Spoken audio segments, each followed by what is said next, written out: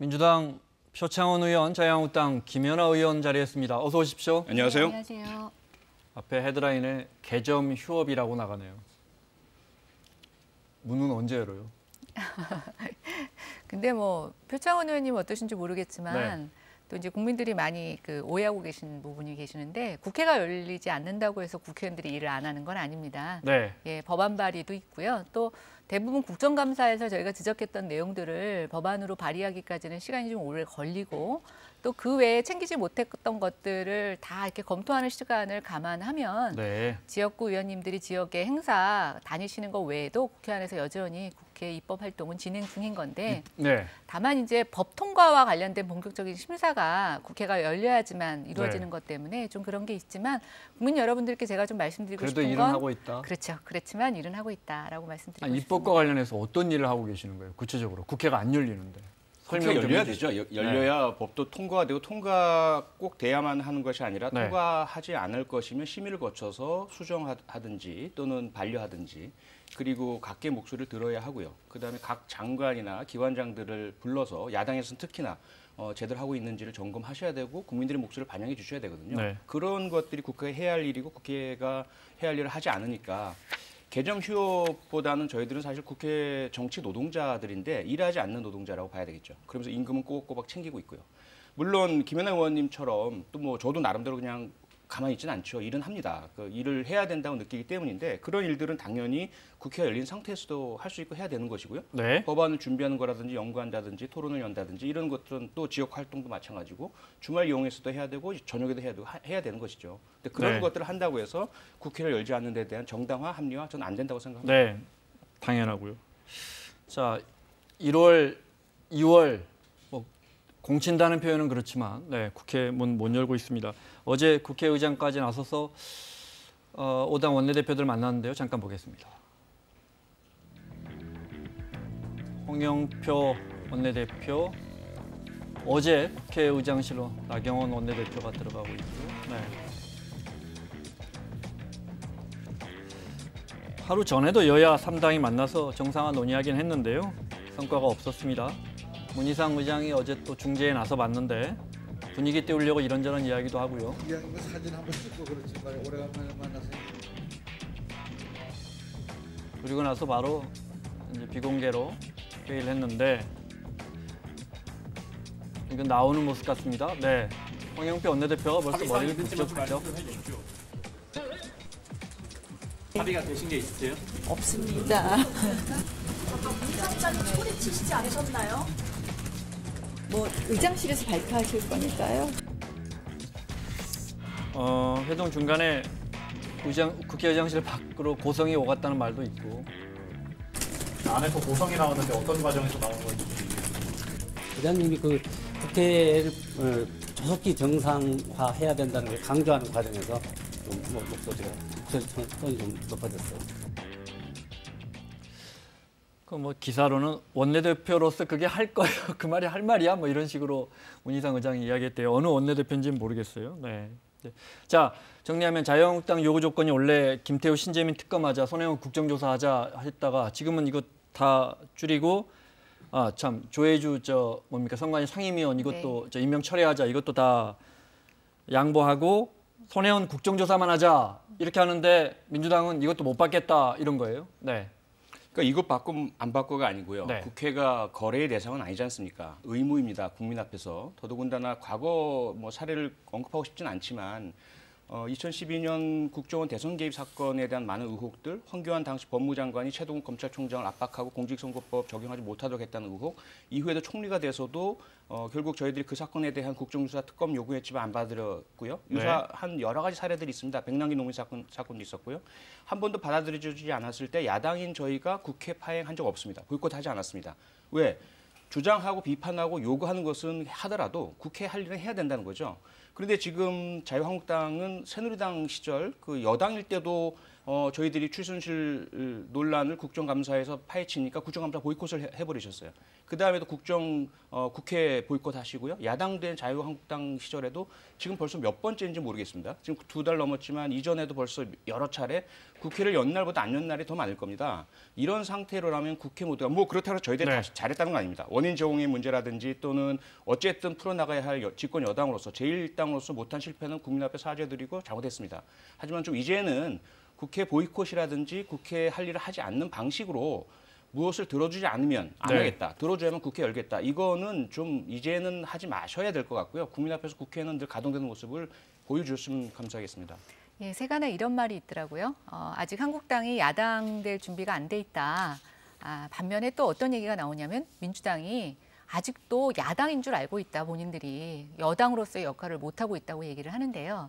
지금 이제 표창원 의원님이 얘기하신 아마 그 과거에 우리가 다 일일이 좀 찾아봐야 되겠지만 그때 야당이 여러 가지 보이콧을 하지 않고 국회에 임했던 것은 여당이 야당의 요구사항들을 많이 받아줬기 때문이라고 생각이 됩니다.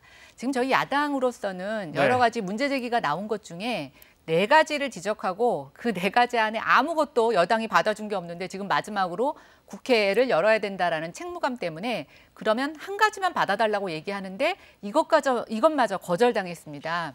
만약에 지금 더불어민주당이 야당이라면 이런 상태에서 뭘 더 양보할 수 있을지 저희가 양보한다면 야당으로서의 존재 가치가 있는 건지 저는 좀 되묻고 싶고요. 지금 국회 정상화의 가장 핵심적인 키는 여당에 있다라고 저는 생각합니다. 과거 필리버스터 기억하실 겁니다. 테러방지법 직권상정 요건에도 맞지 않는데 무리하게 상정하고 저희들이 그때 했던 것은 국회 파행이 아니라 필리버스터였습니다. 국민 앞에서 무한정 버틸 수 있는 시간까지 어떤 의원은 11시간, 12시간까지 이야기를 했고요. 본회의장에서 시간을 끄는 거죠. 네. 그것이 저희들이 국회 내에서 국회법 내에서 했던 것이고요. 무엇을 들어주고 안 들어주고의 문제가 아닌 것이죠. 그 당시에 요구했던 것은 하나도 안 들어주셨어요. 특별검사라든지 혹은 국정조사에 대해서 받아주신 건 하나도 없습니다. 그때는 하나도 여당일 때는 하나도 안 들어주더라. 네, 아니, 그리고 들어주고 안 들어주고의 문제가 아니란 겁니다. 그것을 들어주면 국회에 들어오고 아니면 안 들어오고 그럴 권한이 야당에 있는 것은 아니란 거죠. 국회는 열려야 되는 것이고 국회의원은 의정 활동을 해야 되는 것입니다. 근데 그것을 빌미로 해서 생떼를 부리는 것은 결코 국회의원이나 정당으로서 해야 될 일이 아니란 거죠. 야당의 이런 행동을 생떼라고 보고 있는 여당의 저런 제가 봤을 땐 자세가 일단 국회에 대해서 이렇게 저는 양쪽이 공정한 경쟁자로서 서로 상대방을 인정하는 정치가 저는 필요하다고 생각이 됩니다. 어쨌든 그동안 아까 표현님도 말씀하신 것처럼 국회가 이렇게 된 데는 그러니까 여당이 원인을 제공한 게 있습니다. 그렇죠? 그 부분에 대해서 그럼 수습을 해야 되는데 거기에 대해서는 지금 전부 다 모르겠다라고 하고 새로운 이슈를 갖고 얘기를 하니 저희로서는 그냥 그냥 넘어갈 수 없는 이슈들이 너무나 많다는 거죠. 그리고 모든 걸 다 양보해도 손혜원 의원의 지금 국정조사와 관련된 것은 이해충돌 방지라는 것으로 몰고 계시지만 저희는 그거 외에 직권남용, 또 부동산 차명 거래 등 여러 가지의 다른 국회의원으로서 적절하지 못한 행동이 있다고 보고 있습니다. 그래서 고발을 하셨잖아요. 고발된 것에 대해 수사가 진행되고 있고요. 그걸 국회에서 야당이 원하는 대로 다 해줘야만 가능하다, 바람직하다 그런 생각 이제 버리셔야죠. 자, 어제 문희상 국회의장이 의원 300명에게 이런 편지를 보냈습니다. 존재의 의미를 스스로 증명하지 못하고 있다. 저부터 이 책임으로부터 자유로울 수 없다. 싸워도 국회 안에서 싸워야 합니다. 이렇게 했는데, 요 논쟁은 요 질문으로 마무리를 하죠. 만약에 이렇게 하면 어떻겠습니까? 뭐 제안같이 지금 이제 손혜원 의원 국정조사하자, 물타기 하지 말고 다른 의원 하지 말자는 거고 민주당에서는 아니 손혜원 의원도 하고 다른 의원들도 다 하자는 건데 그러면 말장난 같기도 하지만 아니 다 같이 하는데 손혜원 의원 먼저 하고 다 같이 전수조사하면 어떻겠습니까? 근데 저는 그건 좀 다르다고 보여지는데요. 이해충돌을 전수조사하자는 데는 저희가 이의가 없습니다. 그러나 손혜원 의원 건은 이해충돌만의 문제가 있지 않다는 겁니다. 아까 제가 말씀드린 것처럼 산하기관의 직권 남용해서 인사 개입한 정황, 또 부동산 차명 거래 그 외에도 본인으로서는 의원으로서는 다른 기관에 또는 다른 업무에 겸직하지 말아야 되는 겸직 위반 사항도 굉장히 많이 적시가 되고 있습니다. 아니 그래서 그게 아니라 손혜원 의원에 대한 국정조사를 하고 이해충돌과 관련된 것은 그럼 따로 하자. 지금 이게 나경원 원내대표가 마지막으로 제안한 안인데 이것을 지금 이해충돌조사위원회에서 손혜원 의원을 첫 순서로 하자는 얘기는 손혜원 의원과 관련된 여러 가지 혐의를 이해충돌만 인정하겠다라는 겁니다. 네, 그러니까 무슨 말씀인지 이것은 알겠습니다. 야당에서 받아들일 수 없는 합의 아니죠. 경찰, 검찰이 해야 될 일을 지금 정치인이 하겠다는 이야기고요. 그렇게 따지자면 자유한국당 의원님들 현재 뭐 최경환 의원님 지금 현재 구속 재판을 받고 계시고, 그다음에 김재원 의원 군수를 이용해서 사과 상자를 돌리고 이런 여러 가지 의혹들은 훨씬 더 심한 사안들이거든요. 저희들이 언제 국정조사 요구했습니까? 특검 요구했습니까? 정상적으로 수사가 진행되는 사안은 그냥 지켜보면 되는 것입니다. 고발하셨죠. 고발했으면 사법당국에 맡기시면 되는 겁니다.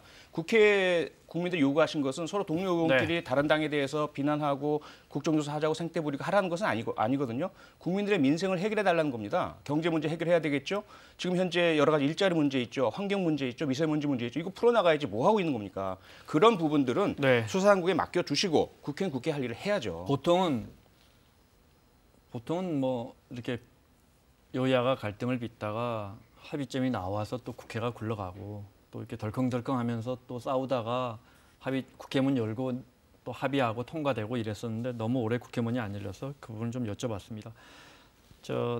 오늘 핵심적인 질문이죠. 환경부 산하기관의 임원들 사퇴 여부가 달려있는 그 문건, 자유한국당은 이걸 블랙리스트라고 칭하고 있는데 이 문제가 커지는 것 같습니다. 먼저 처음에 이 문건 나왔을 때 자유한국당의 입장 들어보시죠. 문건 제목은 보시다시피 환경부 산하기관 임원들의 사퇴 등 관련 동향 이렇게 되어 있습니다. 여기 보면 환경부 산하 8개 공공기관의 임원 등 사퇴 현황을 정리하면서 여기 환경관리공단 외에는 특별한 동요나 반발 없이 사퇴 등 진행 중이다라는 보고 내용이 있습니다. 그러면서 주요 임원들의 사표 제출 여부 그리고 제출 예정 그리고 누구와 누구가 반발하고 있고 밑에 주석을 보면 어떠한 형태로 지금 반발하고 있는지도 기재가 되어 있습니다. 이 문건이 바로 문재인 정부에서 처음으로 공식적으로 확인된 블랙리스트다 이렇게 생각합니다. 자, 하실 말씀이 많을 텐데 가급적 짧게 부탁드립니다. 왜냐하면 팩트를 좀 확인해야 할 부분도 있어서요. 일단 이 문건을 누가 만들었는지 확인이 됩니까? 일단은 환경부에서 작성을 해서 장관과 또 청와대 인사수석실에 보고한 정황이 지금 검찰에서 그게 증거로 추정이 되는 거죠? 아니 근데 일부 자료는 직접적인 증거로 나왔고요. 이것이 청와대에서 인사수석실에서도 알고 있었다라고 또는 저희가 지금 추정하는 것은 청와대에서 어느 정도 지시가 있지 않았겠느냐라는 걸 추정하는 것이지. 환경부에서 공식적으로 자기들이 안 만들었다고 하기 때문에 여쭤보는 그런데 이제 이번에 겁니다. 검찰 조사에서 보면 실제로 이런 문건이 나왔다라고 하는 것, 이 문건을 우리가 어떤 목적으로 볼 거냐에 따라 다르지만 이 문건이 나온 거는 이미 검찰 조사나 그 전에서도 나왔던 거고요. 저는 이제 이게 중요한 게 이런 문건을 만든 목적이 뭐냐가 더 중요하다고 보여지고요. 이 문건의 결과가 뭐였느냐라고 생각이 저는 중요하다고 포인트라고 그 부분 보고 좀 있습니다. 깊이 들어가 보겠습니다. 오늘. 여기 보면 지금 김연아 의원도 그 부분 지적하셨을 것 같아요. 제출, 예정, 또 뭐 반발 이게 분류해놨어요. 흔히 분류하면 우리가 블랙리스트라고 할 수도 있을 것 같아요. 어떻게 보십니까? 우선은 리스트죠. 그런데 이것이 블랙이냐 체크냐 이건 뭐 민주당에서 체크리스트라고 하고 있어요. 상당히 그 여러 가지 논란이 있지만 어쨌든 법원에서 판례로 확인한 것은 우선 블랙리스트라고 하려면 첫째 배제 내지는 지원을 하지 않는 그런 목적을 가지고 있어야 되고요. 두 번째로는 조직적으로 계획적으로 행해져야 하고 그다음에 치밀하게 행해져야 된다. 이 네 가지 조건이 맞아야만 블랙리스트다 이렇게 이제 법원에서는 판결을 내리고 있어요. 현재까지는 아직까지는 이 리스트의 성격이 무엇인지는 수사 결과를 지켜봐야 알 것 같고요. 다만 현재 정부에서 발표한 내용을 보면 우선 해당되는 그 공공기관들은 그 중에 이제 상당수는 대통령의 인사권 범위 내에 있는. 그래서 확인을 해봐야 하는 정권 교체 이후에 과연 임기가 끝났는데도 불구하고 임기를 계속해서 이어나가려는 사람이 있느냐, 혹은 또는 그만둬야 하는 사람이 있느냐, 혹은 뭐 비위가 있느냐 이런 것들은 당연히 점검해야 되지 않느냐라는 그런 건 이야기고요. 해서 체크할 수 있습니다. 그렇죠? 그런데 특별한 동요나 반발 없이 사퇴 중. 그러니까 이 부분의 용어는 네. 누가 왜 넣었는지는 그건 이제 조사를 해봐야 되고요. 그다음에 이제 아직 정확하지는 않지만 검찰 조사 결과가 약간 흘러나온 것 같은데 그래서 정확하지 않다라고 제가 말씀을 드리지만 장관 보고 폴더에 이 파일이 있더랍니다. 그건 아마 환경부에서 만들거나 뭐 산하기관에서 만들지 않고 뭐 외부에서 만들어서 그 폴더에 있지는 않을 것 같습니다. 그죠? 그러면 환경부에서 만약에 검찰 조사 내용이 맞다면 환경부에서 만들어서 장관에게 보고했을 가능성이 매우 높아집니다. 네. 누가 봐도 뭐 좀 압력? 네, 그건 더 확인을 해봐야겠지만 뭔가 조치가 있었던 것 같은데요. 네, 일단은 그 검찰 수사를 지켜봐야 될 것 같고 네. 저희들이 봤을 때는 사실 검찰이 현재 거의 유죄 추정에 가까울 정도로 네. 문제가 있다는 인식 하에서 출국 금지 명령을 전 장관에게까지 내린 상태고요. 네. 그런 상황에서 적극적으로 수사를 하고 있거든요. 그래서 지켜봐야 될 것 같고 네. 다만 이제까지 나온 바에 따르면 지난번 아니 그 말씀 죄송합니다. 예. 말씀을 끊어서 예. 누구보다도 법을 잘 아시는 분이기 때문에 네. 그 검찰이 그렇게 유죄로 추정하고 출국 금지를 한 게 아니고 출국 금지를 할 만한 뭔가를 잡았겠지요. 일반적으로 수사는 그렇게 이루어지죠. 네. 그런데 워낙 큰 사건이고 정치적 쟁점이 있다 보니까 네. 검찰로서도 오해받고 싶지는 않고요. 네, 그러다 보니 일단은 경찰도 마찬가지입니다. 제가 수사할 때도 마찬가지였고요. 혹시라도 경찰 관련된 사건이었거나 의심의 여지가 있을 때는 좀 더 강하게 유죄 추정 상태에서 수사를 합니다. 네. 그리고 나서 이렇게까지 했는데 혐의가 네. 없을 경우에는 없다고 밝혀지고요. 그렇게 해서 밝혀지면 혐의에 대해서 기소를 하게 되는 것이죠. 일단 좀 지켜봐야 될 것 같습니다. 네. 저희가 아까 손혜원 의원에 의해서 왜 국정조사가 필요하냐, 검찰 수사가 있는데 바로 이게 지금 민주당의 여러 가지 행태에서 그 원인을 제공하고 있는데요. 문제는 뭐냐면 검찰의 수사 결과가 여당에 유리하면 받아들이고 불리하면 그것을 지금 불신하는 여러 가지 언행과 그런 뉘앙스의 발언을 하고 계신 겁니다. 블랙리스트라는 용어 누가 먼저 만들었습니까? 민주당이 만든 겁니다. 아까 표창원 의원님께서 배제를 해야 된다 얘기하셨는데 지금 배제 안 하고 찍어내고 있습니다. 그게 어떤 결과론적인 차이가 있는지 잘 모르겠고요. 저는 배제보다 찍어내서 교체하는 게 더 질로서는 나쁜 거라고 보고 있고 그다음에 뭐 치밀하고 조직적이어야 된다 얘기하시는데 부처와 산하기관이 다 이런 문건을 만들어서 압력을 행사하는 거를 우리가 조직적이라고 하고 치밀하지 않다라고 하면 도대체 뭘 치밀하고 조직적이라고 얘기할 수 있겠냐라고 생각이 들고요.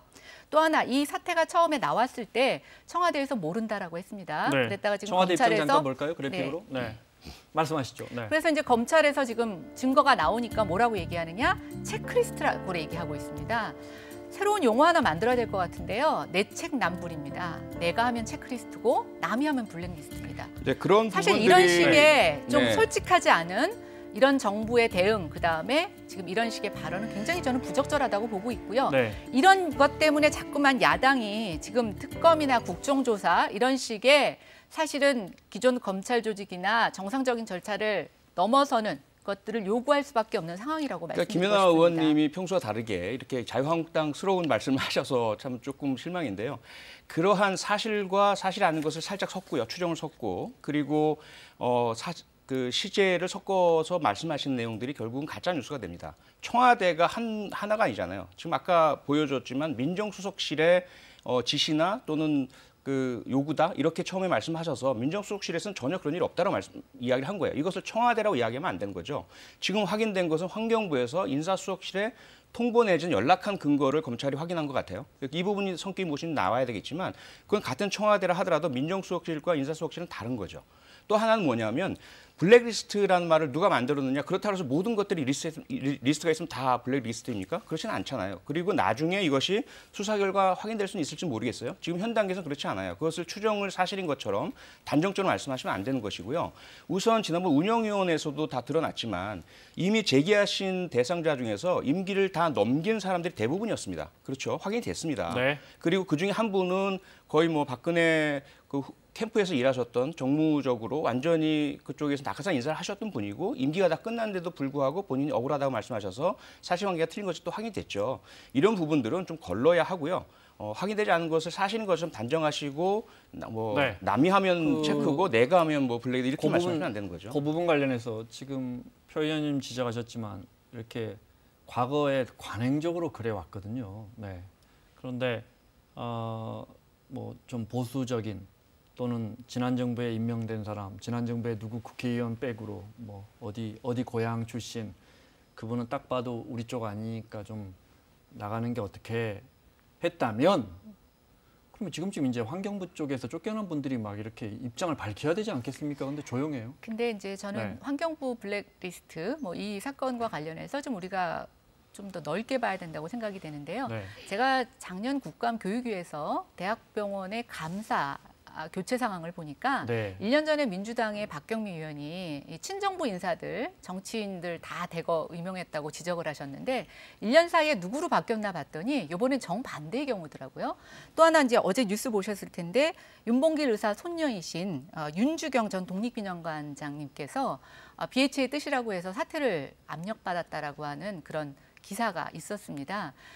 이게 그런 사례가 적지 그렇죠. 않다. 예, 그러니까 네. 지금 이 환경부와 관련된 블랙리스트는 제가 봤을 때는 환경부만의 문제가 아니라고 생각이 되고요.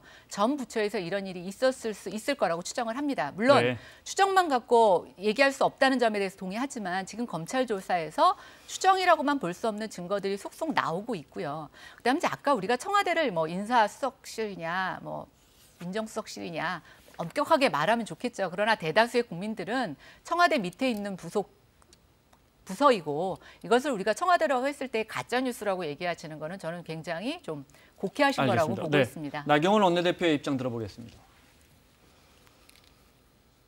환경부 장관이 본인이 임명 권한이 없었다 이런 이야기를 했습니다.